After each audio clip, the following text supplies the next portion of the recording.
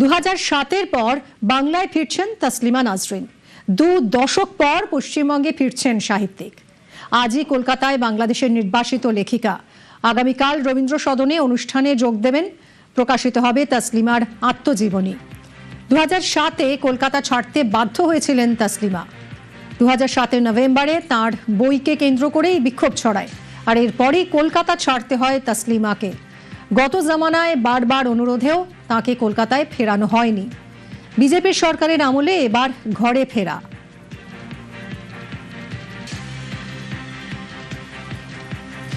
সরাসরি কথা বলবো সুদীপ্ত আমার সহকর্মীর সঙ্গে। সুদীপ্ত, বাম আমলে ঘর ছাড়া, তারপর তৃণমূল জামানাতেও ব্রাত্য, আর এবার বিজেপি জামানায় তার ঘর বাপাসি। কলকাতা যাকে দ্বিতীয় ঘর বলেন তসলিমা নাসরিন, সেখানেই তিনি আবার ফিরছেন। কাল তার অনুষ্ঠানও রয়েছে এবং সেই অনুষ্ঠান ঘিরে ইতিমধ্যেই আগ্রহ তুঙ্গে কলকাতার মানুষের। আর কি জানা যাচ্ছে, তিনি কখন আসছেন, কালকের অনুষ্ঠান নিয়েই বা কি জানা যাচ্ছে?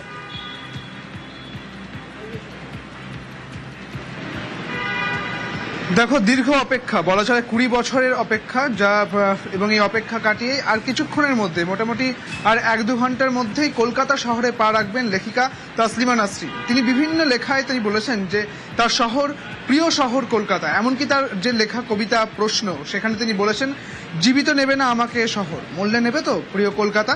এবং এই কবিতা তার আজ বলা চলে ব্যর্থ, কারণ এই কবিতাকে মিথ্যে করেই তসলিমা নাসরিন ফিরছেন এবং আগামীকাল তার রবীন্দ্র সদনে বিকেল 5:30 নাগাদ একটি অনুষ্ঠান রয়েছে। সেই অনুষ্ঠানে তসলিমা নাসরিন এবং অন্যদিকে মৌসুমী হোসেন, এই দুজনে মিলেই অনুষ্ঠান হবে এবং কবিতা এবং কথা নিয়ে, গান নিয়ে এই অনুষ্ঠান মূলত হবে। এবং সে একই সঙ্গে তসলিমা নাসরিনের আত্মজীবনী সমগ্র সেখানে প্রকাশিত হবে আরো বেশ কয়েকজন লেখককে নিয়ে একটি বই, সেখানে নারী অধিকার নিয়ে তসলিমা নাসরিনের যে লড়াই, সে লড়াই নিয়ে লেখা এই বই, সেই বইও কিন্তু উদ্বোধন হবে। এবং যেটা আরো উল্লেখযোগ্য, এর আগে মৌসুমী এবং তসলিমা দুজন মিলেই অনুষ্ঠান করেছেন 3 বার, একবার উত্তর আমেরিকা এবং 2 বার দিল্লিতে, এবার এই প্রথম কলকাতায়। যেখানে সবচেয়ে উল্লেখযোগ্য যে এখানে যখন তসলিমা নাসরিন তার লেখা পাঠ করবেন, একই সঙ্গে তার লেখায় সুর করে গানের আকারে তুলে ধরবেন মৌসুমী হোসেন। সব মিলিয়ে এই অনুষ্ঠানের দিকে চোখ রেখেছে বলা চলে শহর কলকাতা। এবং একদিকে শহর কলকাতায় যেমন হোর্ডিং পড়েছে, তা নিয়ে আপ্লুত হয়েছেন, সোশ্যাল মিডিয়ায় তিনি লিখেও ছিলেন, এবং একই সঙ্গে আজকে আসার আগে কলকাতার পথে পাড়ি দিচ্ছেন, এমনটাও পোস্ট করেছেন সামাজিক মাধ্যমে তসলিমা নাসরিন। মিমি, ধন্যবাদ সুদীপ্ত।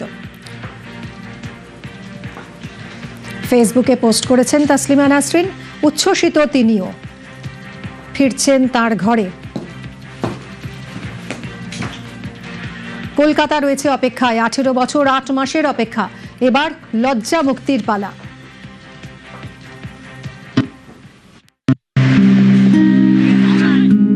তুই কি জানিস কলকাতা,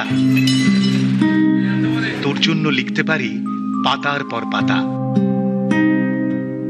মন খারাপের মনে হয়তো এভাবেই কবিতা জমত। ঘর ভর্তি মন খারাপ, আকাশ ভরা মন খারাপ। মেয়েটা একটু খোলা আকাশ চেয়েছিল, মেয়েটা একটু দেশ চেয়েছিল, একটা ঘর, একটু উঠোন, গাছপালা, সবুজ সকাল, শীতল পাটি দুপুর, আড্ডা সন্ধে, নিশ্চিন্ত রাত, আর সঙ্গে একটা কলম। মনের কথা মনের মতো করে লেখার স্বাধীনতা, তাতেই এত রাগ। নারীর অধিকারের কথা বলতে গিয়ে বারবার ধর্মীয় মৌলবাদীদের নিশানায়। কি এমন লিখেছিলেন যে দেশ থেকে তাড়িয়ে দিতে হলো? প্রতিবেশী দেশেও তো সেই এক। যে শহরটা আশ্রয় দিয়েছিল সেও তো রাখলো না। কৃষ্টি সংস্কৃতির নাকি রাজধানী, মননে নাকি বিরাট উদার। তাহলে কেন কলকাতা ছাড়তে হয়েছিল? কট্টরপন্থীদের বিরুদ্ধে কয়েকটা বই লেখার জন্য কেন এত অত্যাচার? এর জবাব কে দেবে?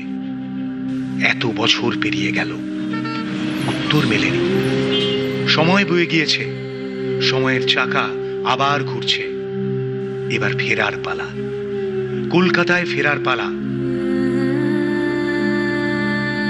এ শহর অপেক্ষায়, অপেক্ষা করছে গঙ্গার পাড়।